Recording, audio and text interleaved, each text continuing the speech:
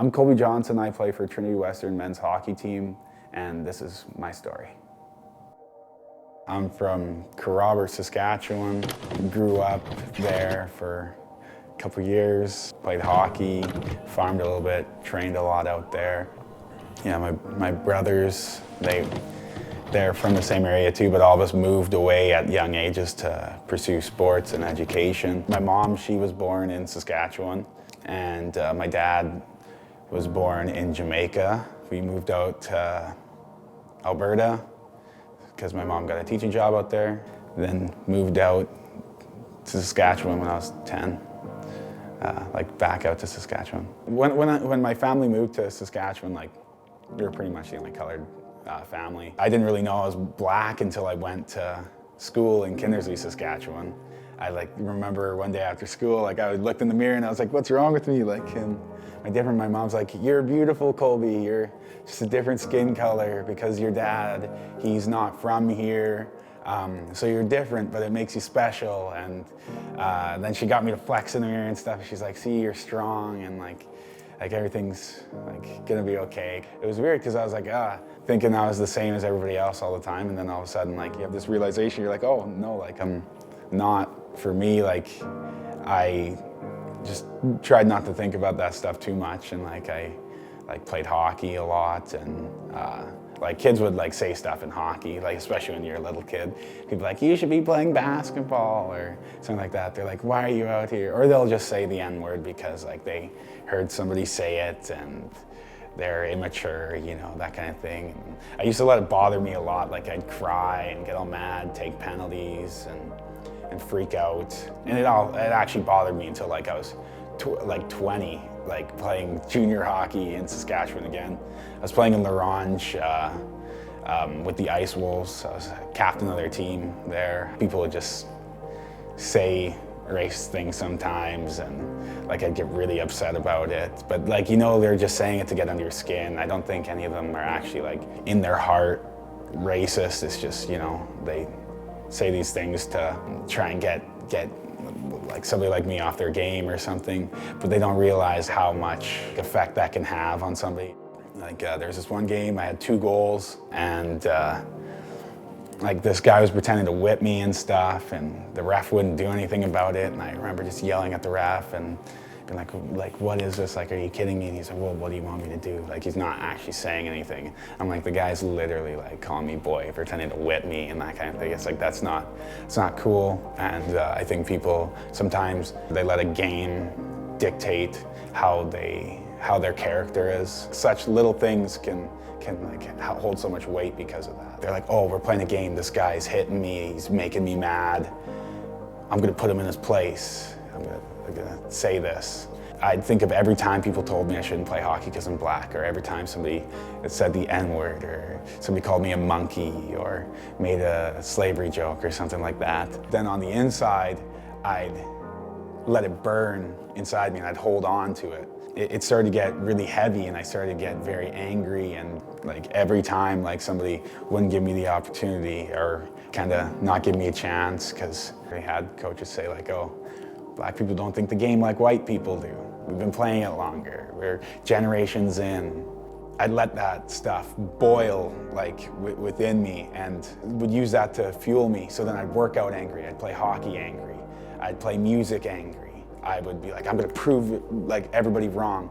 I'm gonna show people that, yeah, I'm black, but I'm the best.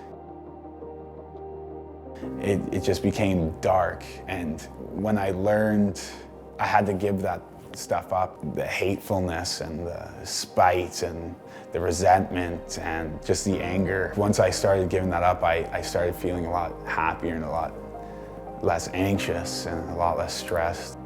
Helped me a lot, because I had this identity that oh yeah, everybody always told me I was different for being a black hockey player and all this stuff.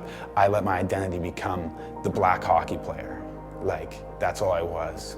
Now it's I'm just a guy who happens to be black and plays hockey, and I'm proud of both. I was in 30 fights, over 30 fights in junior. I played from the time I was 15 to 20, so. This one's from teeth, this one's from teeth. helmet, some helmet stuff. I was willing to fight for my dreams, and I was told from a young age that if I fought, I was gonna make it very far and I was gonna have a good career in hockey. Like, they're like, you could play the game, you're really fast. If you fight, then nobody's gonna mess with the players when you're on the team. Because I was 15 and I was already like good at fighting. And then when I was 16, like my first fight, like in a game, I fought a 20-year-old and I two-punched him, just bang, bang, and he was just down on the ice. And Kolby Johnson. Johnson with the first shot, scores with a big uppercut, throwing over the top, takes Rutledge down, and Kolby Johnson scores the win in the fight.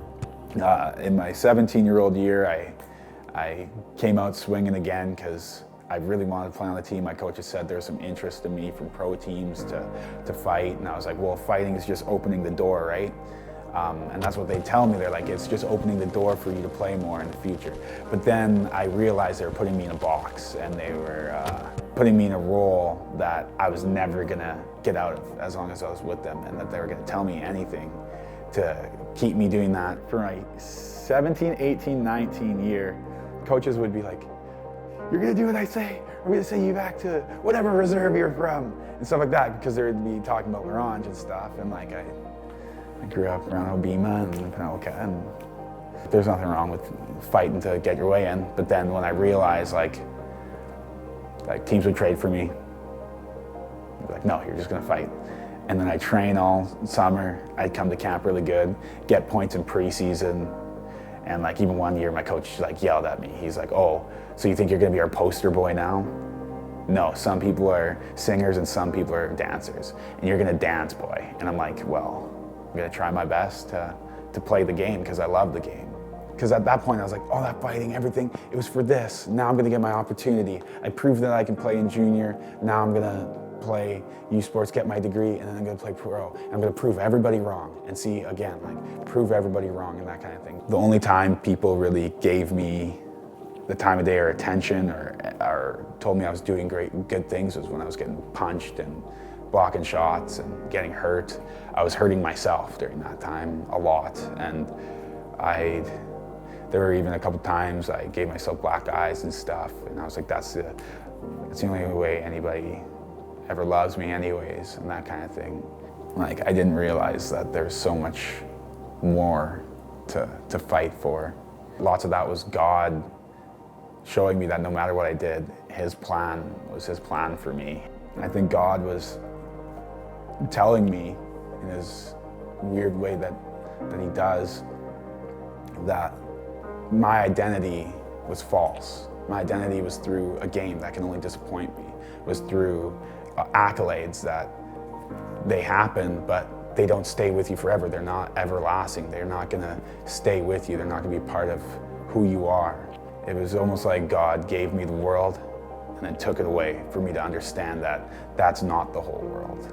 That hockey and what you achieve in hockey isn't the whole world. My identity could be fulfilled after that because I realized you have to be involved in your community, you have to be involved in your family, you have to be involved in the church and studying God and really trying to meditate and understand His Word.